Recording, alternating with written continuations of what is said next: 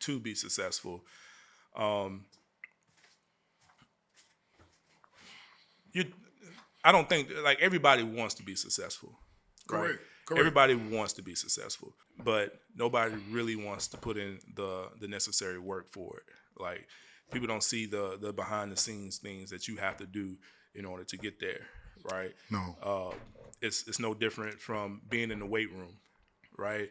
Everybody wants to be cut. Everybody wants this X amount of pounds of muscle to be put on their body, but once they get into them workouts and how tough they are, how strenuous they are, and how many times you got to see yourself fail, to get those gains, that's what shies people away from it. So I think people initially start the journey, but then they see how tough it is. They don't have enough discipline to stay in it.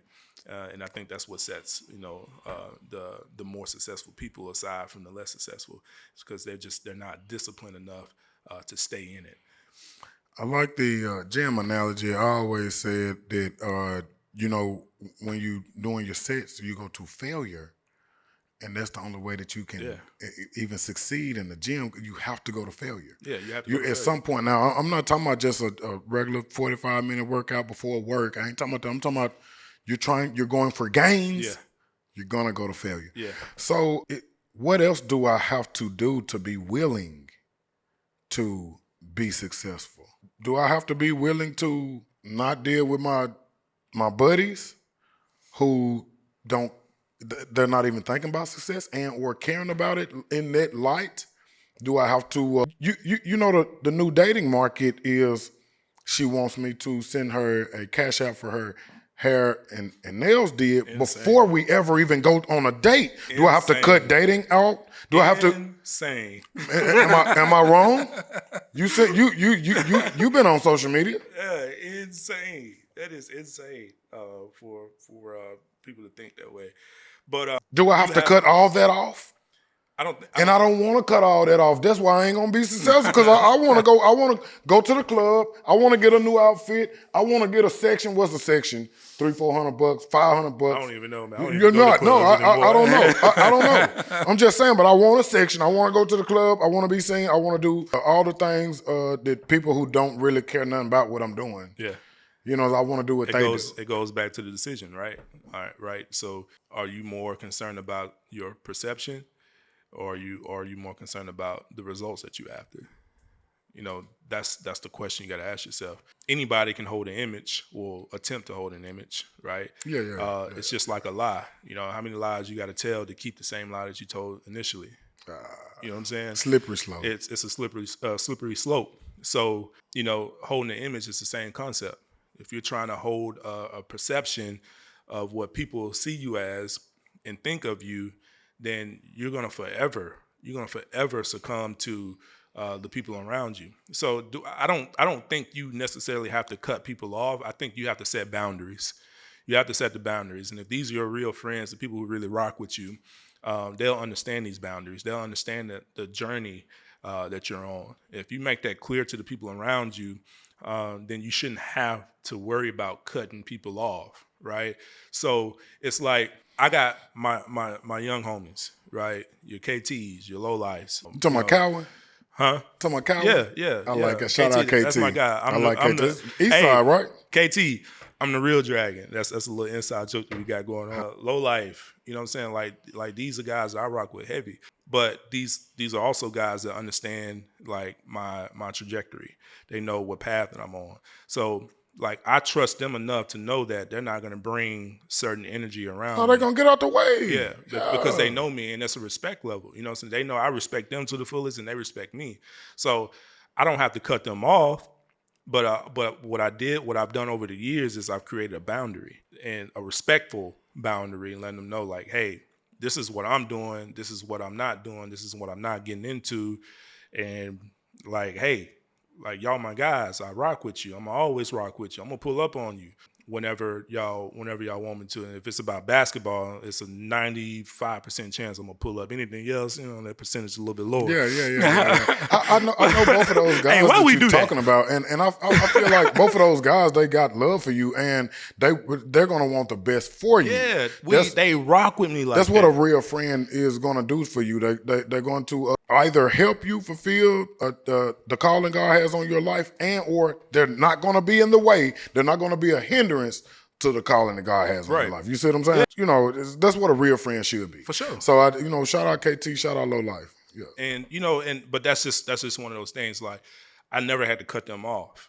You know what I'm saying? Because it's a boundary that was set there, and they respect it. I respect them, and I'm not gonna put myself in a position where where I'm gonna make them feel uncomfortable either. You know what I'm saying? It's just gonna be one of those situations like, hey, I'm gonna catch up with y'all next week. Yeah. You know what I'm saying? Holler at me when y'all go do this or y'all go do that. That's what it's about. So you don't have to cut people off. I'm a firm believer in that. You don't have to cut people off if they really rock with you like that. If you find in yourself have to cut somebody off because they don't align with your path, they probably never did. They never did. They never cared about you like that. Nah. You know what I'm saying? Nah. So that's why I can still, rock out with those guys. And shout out to my guy Rome, man. I'm proud of him, man. Listen, man, like the nights and the talks that I've had with him, the way that we used to bump heads back in the day, man, to see what Rome is doing right now, man, it's amazing, man. Jerome White, man. Shout out to my guy, bro. Shout out Jerome Michael White. It's beautiful painting. Yeah, Jerome Michael White. That's what brought it up. I was sitting here Jerome looking Michael at it. White. I know his art. Jerome Michael White. This is, I really appreciate him. Man, I can't even say enough about that guy. Great guy. Yeah, it's awesome to watch his development and his career field that he's in. To see where he come from and the challenges that he had, not only just the environment, but really a lot of it was himself. He got over himself. Yeah, man. What an awesome story. I love that guy, man. Man, shout out Jerome Michael White. I love him too. So no, man, you don't have to cut people off, man. It should always be a mutual respect there with the people that you keep around you. You know what I'm saying? But man, success really can be really simple. Success is what you make, right? My success isn't yours.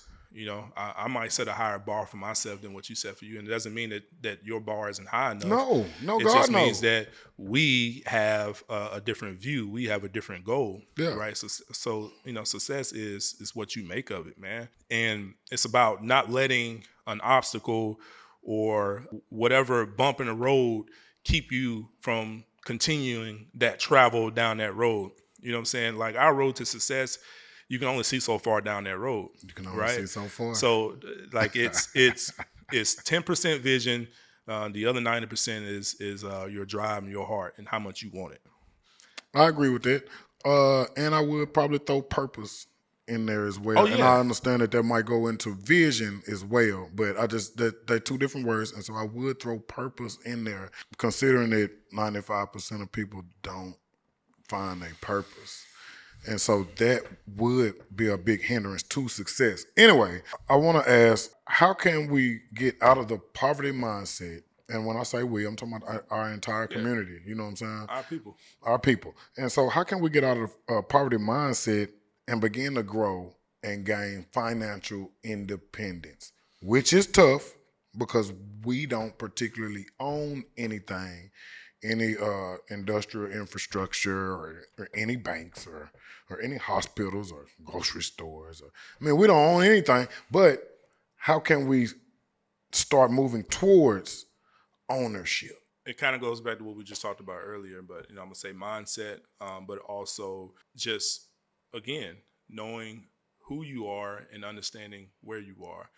I can't stress enough how much matters that you have to stop worrying about what the next person thinks about you. If you can never get past that part of the equation, you will not be successful. I can't stress that enough. You got to stop caring about what the next person think about you, right? Because I think that's the bulk of our issue. We're too worried about how we look. Why are you worried about how you look? My opinion on you has nothing to do with you. It ain't none of your business what I think about you. It ain't none of my business, man. Because That's what I on think you. about you is what I perceive, is what thoughts that I've created in my head. It has nothing to do with you. So why am I worried about what the next person is thinking about me? If we can't get past that part, we will never find success. We will never find ownership. You know what I'm saying? You don't have to own anything to be successful, bro. You don't. You don't, man. You don't I had have to ask own that anything. because we, the black community in America, the 13%, we're the biggest consumers in America. Fashion. I mean, like, do I got to go into the list? You know, Yeah, you don't have to all go. things luxury. We got to have the best of the best, and why? we barely can do it because we front. Go ahead and say it. We front. We capping. Because what? What we worried about? I'm worried about what Mo Dobbins think about me. That's why I guess, you know, that's why. That's the only reason why we do what we do. Like, people can sit here and lie to you about it. They can sit here and tell you, man, oh man, I do it because I want it. You wouldn't do it if it wasn't, if you knew nobody was looking at you, you wouldn't buy it. It's not a smart money purchase to purchase a new Gucci t-shirt for $2,000. You're not doing that for you. There's no way you're doing that for yourself because that was a bad financial decision. I don't care how much money you got. It's a t-shirt. It's just a horrible financial decision. Yeah. Would you agree? Yeah. So you couldn't be doing that for yourself because you know it ain't a good financial decision, but we're the number one consumers, okay? We want the designer shoes, okay? The folks on TV, I don't think that they purchase. I think that they're giving gifts to wear these items for consumers. Right. For the consumer, you know, ain't none of us sponsored, bro. None of us are sponsored, bro. None of us, yeah. And so we buying things just out of our financial ability, truly, once we out of our budget. Mm-hmm. But then I don't know how many of us are even budgeting. That's a good statement. That's a big thing right there, budgeting. You know what I'm saying? Budgeting. I thought that would have came up in this financial literacy because if I don't even know what I'm spending per month, rent, light bill, groceries, whatever other situations I got going on with kids or whatever, it's a monthly reoccurring bill. If I don't know how much that is versus what I'm bringing in versus what I'm spending, then I just, as a person, I suck. I don't know nothing. You know, I ain't worried about the next bill. I wouldn't say that. I would just say that, you know, we our upbringing, we haven't been taught these things, but we also use it as a crutch too. You know, we do. We're quick to say, oh, well, nobody ever taught me that. Well, shit, man, I'm 37 years old now. Like, it ain't nothing I can't learn now. Everything's at the palm of our hands now, right? That's a fact. That's a fact. Now it has migrated to a thing of want. You know, that's why I asked, was it a choice earlier? You have to. You just said it was a choice. Yeah. It's just, you know. Yeah. And it's like you have to want to know. You have to want to understand. Like, and it's crazy how we live. You know, it's we don't, like you just said, we don't really budget. So, you know, all we know is I got X amount of money in my account, so I'm going to go ahead and try to pay this. I'm going to do this. I'm going to buy that. I'm going to buy this. I'm going to buy this. And then we look up, and there's a bill that we forgot about that was like $500, $600, and we got $300-$400 left in our account. You know, that's what keeps that ditch, that hole. It keeps us in that hole. You know what I'm saying? Because we're not being aware, you know, so it's a level of awareness that we got to have with ourselves. But again, it goes back to what we talked about in the beginning of all of this. It's knowing who you are and where you are, right? If there's a true understanding in knowing who you are and where you are, and when I say who you are, knowing your own tendencies, knowing your flaws, knowing that, all right, if I don't go ahead and pay for this now, I'm probably not going to pay it. So I need to be a little bit more disciplined and going ahead and taking care of this now, right? Because if I wait till next week, because for some reason, we want to see an X amount of money in our account to make ourselves feel good on the inside, but knowing that I still got 2-3 other bills to pay. Like, what's the point? What's the point of holding on to it? There's no point. I'm fine with seeing low numbers and everything taken care of. Right. I'm fine with seeing low numbers and everything taken care of, all my ducks in a row, but I got low numbers, I'll deal with it. It's You know what I'm saying? I'll try to find a way to generate more. knowing who you are and where you are. Yeah. Who you are, knowing your own tendencies, and where you are, knowing your true financial state. You know what I'm saying? If you don't understand your true financial state, like you're going to continue to dig that deeper hole for yourself, and you're never going to get out. Right? So I agree. we just got to do better, man. We got to think through things better. We got to let go of this portrayed image, that we have out there for ourselves. We got to be okay with somebody knowing and saying that, oh, you ain't got it, right? So have that confidence to be like, you know what, you're right, I ain't got it. And then man, that's a sense of relief, man. It'll take so much weight off of your shoulder, because now I ain't got to go over to Connors with you. Capping like I'm like my pockets on. I ain't F. got to go to Connors with you now, because I've embraced the fact that I don't have it. You know what I'm saying? I like how you brought Connors full circle. You feel me? And honestly, it's at all levels, bro. It's at all levels. Like it's places and things that I can't do that, you know what I'm saying, that my peers, in business, that they can do. You know what I'm saying? Like, I have to understand that, but I embrace that. You know what I'm saying? But that's a network as well. Yeah, it is. So that's a beautiful thing. I don't want to be around people who me and you do the same thing. And I want you to be able to do something I definitely can't do. Right. You see what I'm saying? I want to be able to provide value for you as my friend that you something you definitely can't do. Yeah. You see what I'm saying? So I think that sounds like a wonderful network to me. Yeah. Yeah. Yeah. But, ultimately, again, it just goes back to knowing who you are and knowing where you are. If you can master those two things right there, knowing who you are and knowing where you are, you'll start seeing a lot of things in your life or change financially. Embrace it, man. Embrace who you are, man. Embrace the current financial state that you are in. Embrace it and understand. And I'm not saying be okay with it, because you don't have to be okay with it to embrace it. But embracing it is understanding that, all right, like, I'm okay with letting Major know that I ain't got it. I'm okay with letting Major know that I had it, but I fell off. But I'm trying to go back and get it. Yeah. You know what I'm saying? I'm okay with you knowing that. If I'm okay with you knowing that, I can move a little different, right? I can move around the city a little bit different. I can, all my encounters with everybody else around me and the people around me, the closest people around me, I can move a little bit different if I embrace my current financial state. You know what I'm saying? Embrace that and learn from it, right?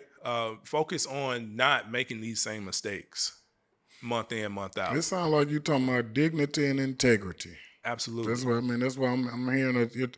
I keep hearing that thing. Know yourself, and what else was it? And know where you are. And know where you are. That sounds like you need to take some integrity and some dignity in where you are. You know what I'm saying? But most of us don't know our financial selves and don't look in that financial mirror and say, you know what I'm saying? Yeah. Because once you do look in that financial mirror, like you said, a change gonna come. Right. A change gonna come. You're not gonna keep making the same horrible. Well, I would hope that a person wouldn't keep making the same horrible mistakes once they do look themselves in that financial mirror.